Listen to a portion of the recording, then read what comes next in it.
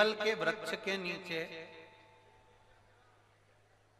पितरों की शांति है तो कितने चावल के दाने चढ़ते हैं?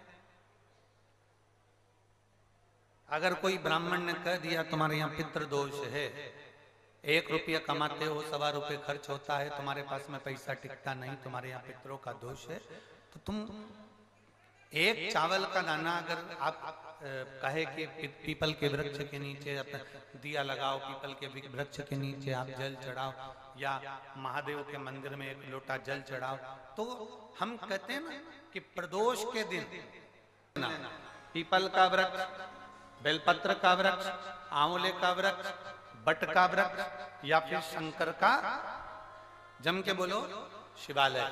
शिवालय का मतलब शंकर का मंदिर या शिव। प्रदोष के दिन अगर आपको लग रहा है कि हमारे यहाँ पितृदोष है, बहुत तकलीफ चल रही है, बहुत कोई ने कहा पितृदोष है, कोई कह रहा है पितरों का, तुम्हारे यहाँ ये तकलीफ है, पितरों की ये तकलीफ है, पितरों की वो तकलीफ है, पितरों की ये तकलीफ है, बार बार अगर कोई कह रहा है तो फिर आपको उसमें स्मरण करना पड़ेगा कि हम चावल के कितने दाने भगवान शंकर को समर्पित कर दें कि भोलेनाथ हमारे पितरों को तृप्त कर दें। हम तृप्त नहीं करेंगे, हमारी सामर्थ्यता नहीं है कि हम पितरों को तृप्त कर सकते। आप में से कोई है जो पितरों को तृप्त कर सकता है? संसार में कोई नहीं जन्मा जो अपने पितरों को, अपने पूर्वजों को तृप्त कर दे। गया जी का पिंडदान कर लो, तर्पण कर लो, तिलांजलि दे दो, घर में ब्राह्मण भोज करा दो, साधु भोज करा दो, संत भोज करा दो, तुम दुनिया भर का सारा 50 काम कर लो, उसके बाद भी तुम पत्रिका किसी को दिखाओगे तो वो भी कह देगा तुम्हारे यहाँ, फिर वापिस कहेगा कि पितृ दोष है। अब तुमने अभी इतना अनुष्ठान करा, इतना पिंडदान करा, इतना तर्पण करा, इतनी तिलांजलि करी, इतना सब कुछ करा, इसके बाद वापिस पितृदोष आ गया, फिर वापिस पितृदोष। क्यों? दुनिया में ऐसा कोई नहीं जन्मा जो अपने पितरों को तृप्त कर। आप अपने घर के लोगों को तृप्त नहीं करते, जो जिंदा हैं वो उनको बोलो री भाई जीजियो, सही है कि गलत है? जो जिंदा हैं, माँ बाप अपने बेटे के लिए कितना भी कर ले, कितना भी, आखिरी में एक दिन बेटा कह देता तुमने हमारे लिए क्या करा। बहू के लिए कितना कर लो, आखिरी में बहू कह देगी वो तो जेठानी को ज्यादा करती है, देवरानी को ज्यादा करती है, हमको करती है, अपनी ननद को ज्यादा करती है, बेटी को ज्यादा करती है। जब ये तृप्त नहीं हुए तो वो बोलो तो कैसे हो जाएगा? अपनी सामर्थ्यता है, अपनी सामर्थ्यता है कि अपन तृप्त कर ले उनको। अपनी कोई सामर्थ्यता नहीं है कि अपन पितरों को तृप्त कर ले, या अपनी सामर्थ्यता के अंतर्गत नहीं, ये अपनी सामर्थ्यता नहीं है कि हम अपने पूर्वजों को, अपने पितरों को तृप्त कर। तृप्त कौन करेगा?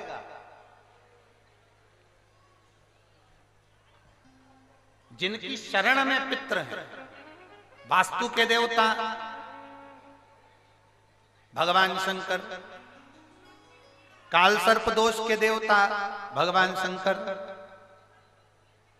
जितने दोष होते हैं, पितृ दोष के देवता भगवान शंकर, तो हम तृप्त नहीं कर सकते। अगर इनको तृप्त करेंगे तो देव अधिदेव महादेव करेंगे। आप 7 चावल के दाने, या तो पीपल, बेलपत्र, प्रेशर, गला पकड़ रहा हल्का सा, पीपल, बेलपत्र,